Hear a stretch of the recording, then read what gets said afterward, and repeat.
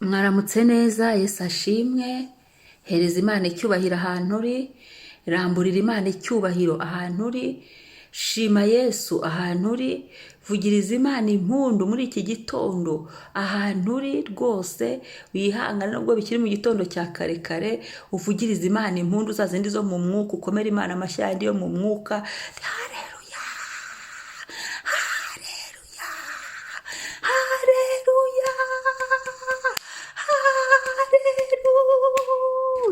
Tukibyuka tugasanga tugihumeka, turirimbira Imana, dukomere Imana amashyi. Ahi, ahi, ahi.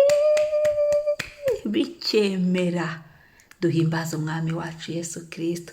Reka rero dushime Imana duhagaze muri iri jambo ryo muri Nahumu, umuhanuzi Nahumu, igice cya mbere umurongo wa 7. Nahumu igice cya mbere umurongo wa 7. Nahumu ndabisubiramo kugira ngo tugendane. Igice cya mbere umurongo wa 7. Imana yacu ishimwe. Haravuga, Uwiteka ni mwiza, ni igihome ku munsi w'amakuba, kandi azaba amwiringira. Reka dushimire Imana muri iryo jambo. Uwiteka ni mwiza. Reka tubwire Data wa twese ukuntu ari mwiza. Reka tumubwire ukuntu akora ibintu byiza. Reka tumushimire ukuntu atugirira neza, akadukorera ibintu byiza, akadufasha. Ibyari bibi akabihindura byiza, ibitashobokaga byari umwijima akabihindura byiza. Ukuntu natwe twariba bakaduhindura beza, agakora ibyiza. Ngo Uwiteka ni mwiza, niyo mpamvu adukorera ibyiza, niyo mpamvu agira ibyiza. Haleluya. Mwami uri mwiza, uri mwiza, uri mwiza, uri mwiza, niyo mpamvu dukorera ibyiza. Ku manywa na nijoro uri mwiza, ngo nta gace ko guhinduka kakubamo na kamwe, ntako nta nakazaboneka. Kubera iki? Wowe uri mwiza bihebuje, ingoma yawe izahoraho ibihe n'ibihe, ubutware bwawe buzahoraho ibihe bidashira. Uri mwiza Mana, uri mwiza Data wa twese, uri mwiza nyir'ubutware, uri mwiza nyir'ububasha, uri mwiza nyir'imbaraga n'icyubahiro. Uri mwiza, uri mwiza ushimwe, uri mwiza natwe watugize beza, uri mwiza waduhaye umwuka ku buntu, uri mwiza uduha guhumeka ku buntu, uri mwiza utugenera ibyiza, uri mwiza udukorera ibyiza. Shimwa, himbazwa, amamara, kuzwa, singizwa. Haleluya, haleluya. Uwiteka ni mwiza, we ni mwiza. Umwami ni mwiza pe, ni mwiza pe, yarambabariye, ni mwiza pe. Ngo Uwiteka ni mwiza, ni igihome ku munsi w'amakuba yanjye. Ngo ni igihome ku munsi w'amakuba, kandi azi abamwiringira. Haleluya. Turagushimiye kuri igihome twihishamo, turagushimiye kuri igihome kidukingira ku manywa na nijoro, turagushimiye ko no mu ijoro ryose ritambutse watubereye igihome. Waturinze imitwe yacu, urayirinda igihimba, amaguru n'amaboko, umwuka urawurinda, ibyacu byose urarinda, amarangamutima urarinda, ahantu hose urarinda, uturindana n'abacu. Uri igihome. Shimwa Mwami, shimwa kuri igihome umukiranutsi ahungiramo maze akagubwa neza. Shimwa Mwami kuri igihome abakiranutsi bihishamo maze bakamererwa neza. Shimwa Data kuri igihome abakiranutsi duhagararamo maze tukamererwa neza. Shimwa kuko uri igihome cyacu ku munsi w'amakuba, dufite aho twihisha ni muri wowe, we gihome cyacu. Shimwa, shimwa Mwami utubereye igihome, ko tugufite nk'igihome, kandi uza bakwiringira. Urabizi ko tukwizera Mwami, uza abawe bose, uza bakeza umwami n'umukiza.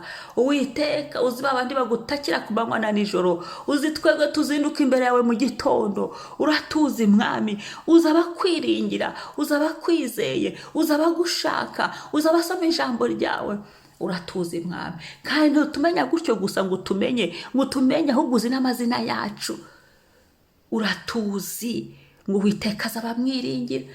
Abayo yabamenye kera, abayo yabamenye kera cyane, abayo yabamenye kera, abayo yabamenye kera cyane, n'umwami abayo yatumenye kera, abayo yatumenye kera cyane, abayo yabamenye kera, abayo yabamenye kera cyane.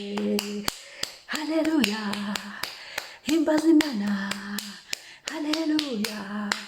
Shimwa Yesu, himbazwa kuba tumenye. Uyu munsi rero duhagaze muri ibyo byiringiro ko Uwiteka uri mwiza. Kuri uyu munsi wa gatanu nanditse ko kuri buri saha ko Uwiteka ari mwiza, nanditse mu mwuka wanjye ko Uwiteka ari mwiza. Ndabihamije imbere y'ibizima, imbere y'abamarayika, Uwiteka ni mwiza. Imbere y'igihugu ndimo, Uwiteka ni mwiza. Mu kirere cy'iki gihugu ndimo, Uwiteka ni mwiza. Mu bimenyekane ku mazina yanjye ko Uwiteka ari mwiza.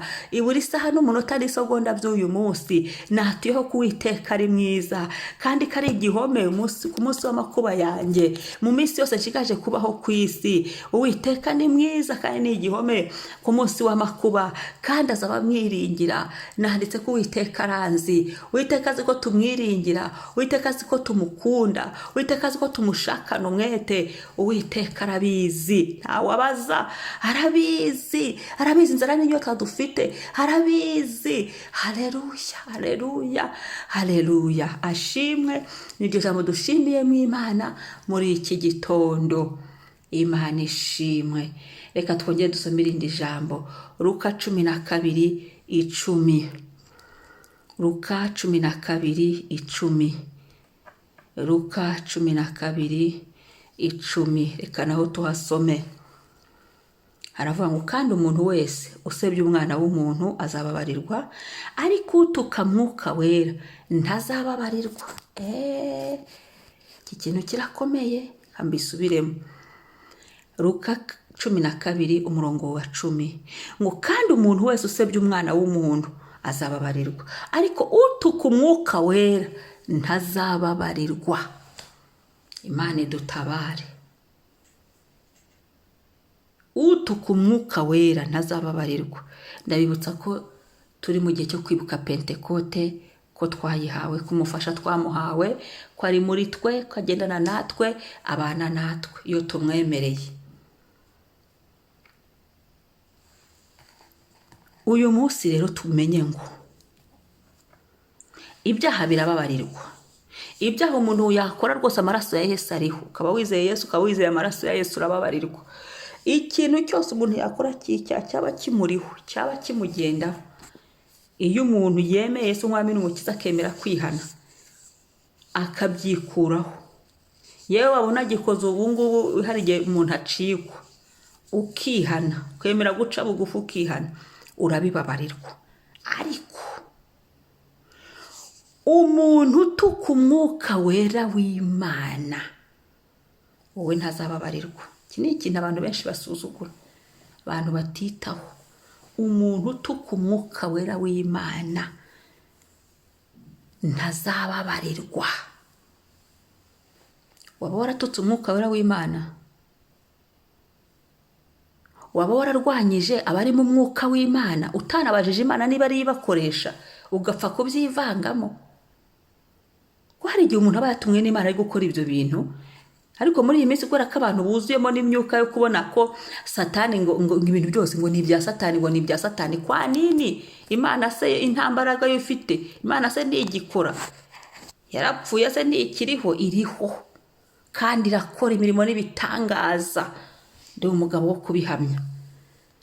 Rero ugasanga abantu amaso bari kureba Satani gusa, ntibarebe no Imana ibyo ikora, ntibarebe Kristo wazutse. Yaravuze ngo bazakora n'ibiruta ibyo yakoze. Utuka Umwuka Wera w'Imana, ukabona umuntu Imana iri kumukoresha ibintu, ari Umwuka Wera uri kubikora, umuntu akajya kubyivangamo, akamutuka cyangwa se agatuka ibyo Umwuka Wera ari gukora. Gutuka Umwuka Wera w'Imana, uwo ntazababarirwa. ni ikintu hano cyo gucunga, ni ikintu cyo kwirinda, ni ikintu cyo kuba maso. Ibintu tutabisobanukiwe tugende tubaza Yesu ati Yesu ibi bintu nibyo? Yesu uyu muntu ni wowe umwohereje uri gukora ibi bintu? Bibiri twemerera gusuzumisha ijambo ry'Imana, ugacisha mu ijambo ry'Imana, twakumva tutabyumvishije tugasobanuza umwuka wera w'Imana cyangwa se tugasobanuza Yesu, arabidusobanurira iyo tumubajije, ariko tutagiye gutuka umwuka wera w'Imana. Imana idufashe muri iki gihe cya Pentekote, twongere twisubiremo. Muri iki gihe twibuka ko Pentekote twayihawe, twongere twisubiremo. Muri iki gihe twibuka ko Pentekote umufasha yaje, twongere twisubiremo. Ese aho ntaho naba nararwanije umuntu uri mu mwuka w'Imana? Ese aho ntaho naba naratutse abari mu mwuka wera w'Imana? Ese aho ntaho naratutse umwuka wera? Aho ntaho naba nariganye indimi z'umwuka wera? Ni byinshi. Ni ikintu cyo kwisuzuma. Aho ntaho naba narakinishije umwuka wera? Ese aho ntaho naba narasuzuguye umwuka wera w'Imana? Imana idufashe. Umwuka wera arumva, umwuka wera arareba, umwuka wera arababara, umwuka wera aravuga, umwuka wera arakora.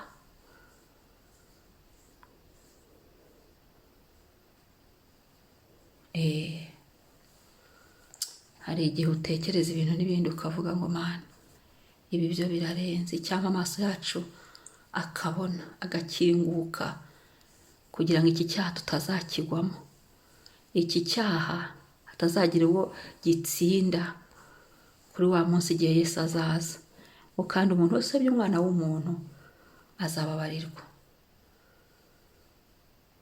ibyo umuntu we byose yakora.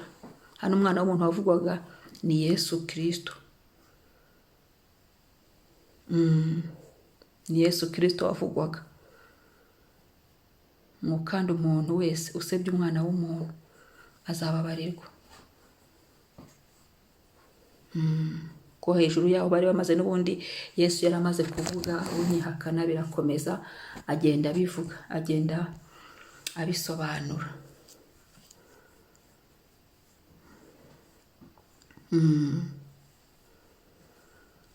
Agenda abwira abantu ibyo bakwiye gukora n'ibyo badakwiye gukora. Aha rero niho yabihise avuga ngo kandi umuntu wese usebye umwuka wera, nako umuntu utuka umwana w'umuntu, usebye umwana w'umuntu azababarirwa, ariko utuka umwuka wera w'Imana we ntabwo azababarirwa. Yesu atugirire ubuntu, aduhe gucunga indimi zacu, gucunga ibitekerezo byacu, gukontorora. Ijuru ririho kandi abakiranutsi nibo bazaritaha.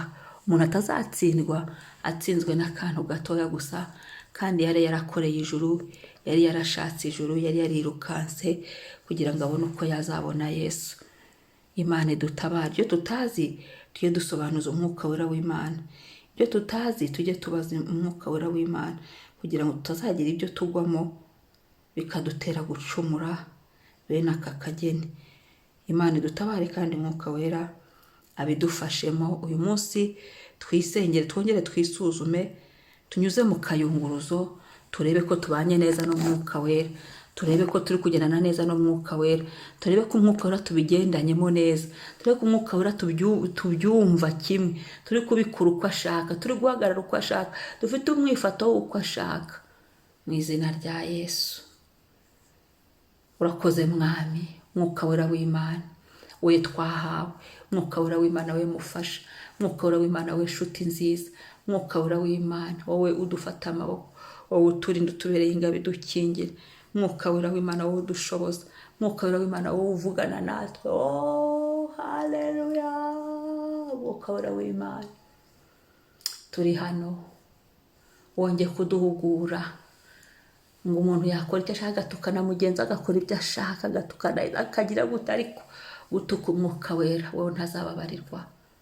Udutabare Mwami, dufate amaboko, dufate iminwa yacu, ibikorwa byacu, imigenzereze yacu, ntagire ahantu na hamwe tugaragaraho iki cyaha, ahubwo duce bugufi, turebe ku musaraba, turebe umwuka wera ubufasha twahawe, adufashe, agenane natwe, abane natwe, akorane natwe, tumwemerere mu buzima bwacu, tumwemerere mu migenzereze yacu, tumwemerere mu mikorere yacu. Uyu munsi Mwuka wera w'Imana tugendane, ukorane na buri wese. Icyubahiro kibi cya Yesu. Amen. Haleluya. Murakoze, umunsi mwiza, twubaha Mwuka wera w'Imana, tumutinya, tugendana nawe, atari ukumutinya kubera ko ari mubi, ahubwo kumutinya kubera ko ari umunyacyubahiro, umwuka wavuye kuri Data. Murakoze, shalom. Mwari kumwe na Mama Ebenezer.